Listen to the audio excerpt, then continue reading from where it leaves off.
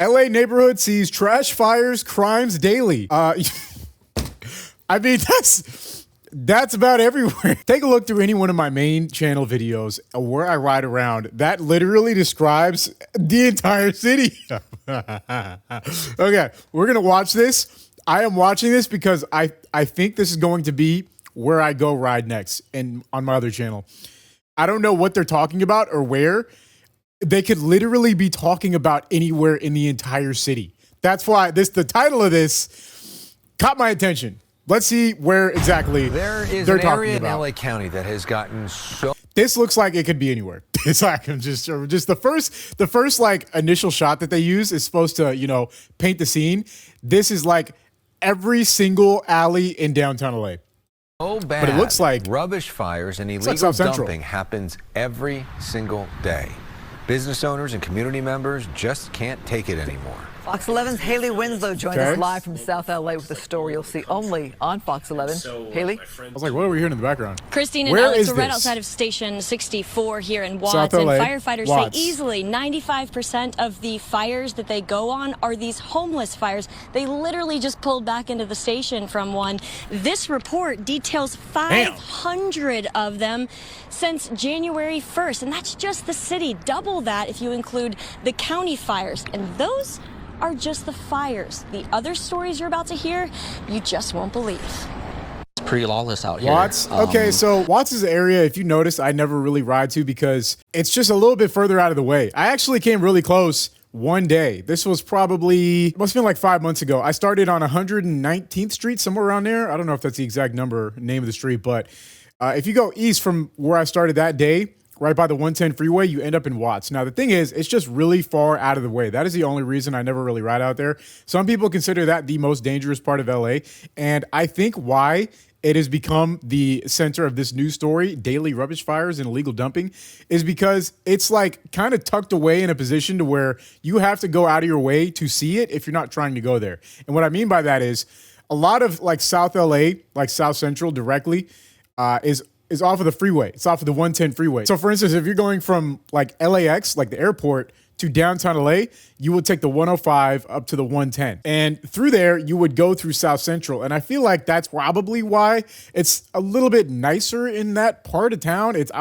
Nice isn't really the word I would want to use, but it's definitely a little bit better than, I guess, what you would see out there. The last time I went to Watts, though, I didn't feel as though it was that chaotic. I'm going to be honest. It felt actually somewhat cleaned up. I'll never forget this, though. The day that I parked there, unfortunately, I cannot prove that this actually happened. You just have to take my word for it. But I swear on my entire life that this actually happened. I parked my car. I'm going to get my bike out of my trunk, right? And as I'm doing that, before I get my helmet on and my camera rolling, a car comes, it turns a corner and goes flying past me, going like 80 miles an hour on his back street. I parked on a random back street. I always park a little tucked away, you know, and get my day started. Comes flying past, and I'm like, what is going on? Like clearly like in a getting away from something type of, you know, driving style, going fast and like kind of swerving. Goes east towards Watts, which I'm talking about. Right after that, I want to say like not even 30 seconds later, 6 squad cars, boom, boom, right after another, right behind them. No lights, no sirens, not making any noise. Come right past me, going the same direction. But this guy had already gotten away. There's like a little hill that goes over the freeway. So it's like a little bump. And if you're on this side of the bump, you can't really see that well on the other side. He went straight. He went straight over the bump.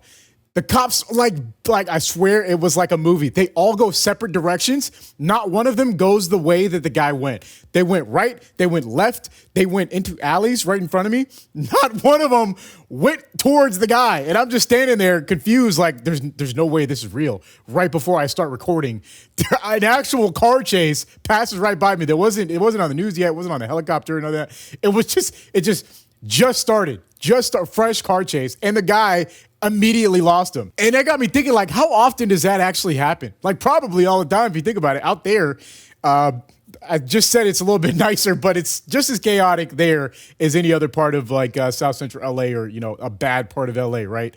Yeah, so, I mean, that happened. And in reality, the most dangerous part of LA by statistics is Skid Row. And I think that's probably where there's also a ton of fires. So I'm kind of surprised to hear people feel unsafe. This is where the most trash fires are. The kids aren't allowed to go outside on their own without, being with adult supervision. Worse in recent years, but Cesar I Verdeen. kind of like that's sort of LA in a nutshell now, though. And that's not stopping any kids. I feel like every time I go out and ride now, I see packs of kids on bikes. Like, that's like, it's funny because that, like, I feel like in the 90s, that was like a sign of kids, you know, engaging in freedom, you know, but like in a chill way. Like they'd just be out riding around.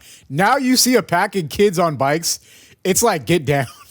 It's like, get out of the way, move, like get out of traffic. They're going to come swerve on your car. They're about to go rob your local 7-Eleven.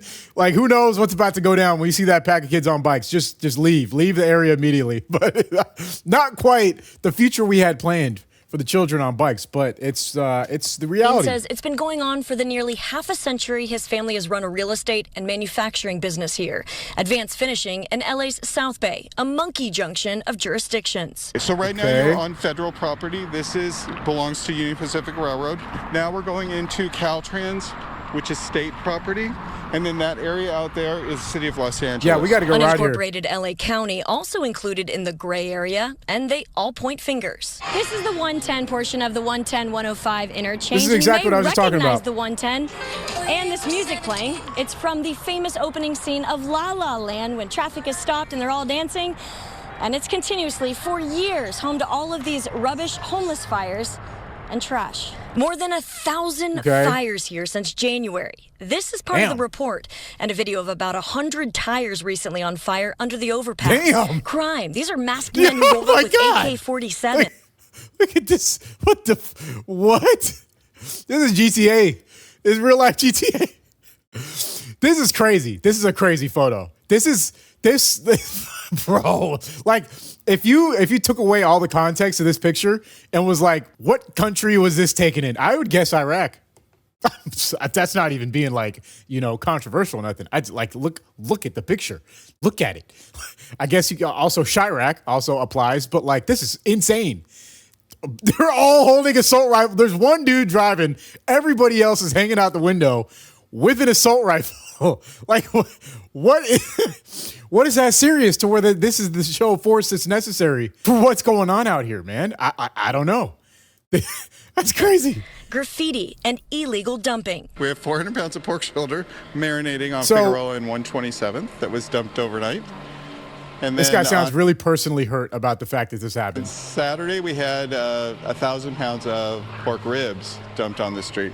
The body's being... What is that? Why is that happening? What does that have to do with the homeless population? All right, so I do want to say fire under the overpass. It seems like it's sort of concentrated on this area, but this is not an uncommon sight in LA, right? It's seeing underpasses with a bunch of trash. I'm wondering why. I think it's because of the amount of fires. They figured out they can make a story because of the density of the reports of fires in this one area. But like, just like I said in the beginning, this could be anywhere. This could be almost anywhere between the range from downtown LA south to this place that they're talking about, the 105-110 intersect, east to Watson around Southgate, up north to like Vernon area, and then also west going towards up to like Western Avenue and then down to like Manchester, actually down all the way to the freeway, really, realistically, if you think about it. But the point I'm making is this is not an isolated case. This is probably, they could repeat this news story ad infinitum just about anywhere. Make the exact same news story in like 10 other places in the same day, probably. 400 pounds of pork ribs dumped on the street. The body's being dumped. Why was he talking on the about railroads? that? Like, And what was the listen context to of that? this. There was a woman laying in the middle of the tracks, and the train couldn't stop in time, so it hit her, and it severed her leg. And then a homeless person actually took the leg into an encampment. Thank God it wasn't in the storm drain, because we have people living in the storm drain right now. Community advocate Dave Matthews found the woman's leg at the 110 and Redondo Beach Boulevard, an area recently cleaned up. You could actually smell the jasmine on the street, which usually you know what it smelled like before. But this 8-square-mile ding I has don't even a have long words way to for go. that. Their constant plea for local leaders' help, they say, lost down a dark hole. They're hoping the governor's latest plan makes a drastic dent. Oh my God. But I'm sick and tired of all the barriers and all the BS and all the excuses. So that's the spirit of this model ordinance. Because this family is quickly losing hope. We just want some law and order. You know, everyone pays their taxes. California is one of the most expensive states to live in, and we feel like our tax money should be coming up with solutions instead of the problems getting bigger. I mean, that's pretty crazy. Governor Newsom's model ordinance gets rid of any legalities when it comes to, gives local jurisdictions the ability. Bro, they have a whole playlist that's just called Brazen Crime.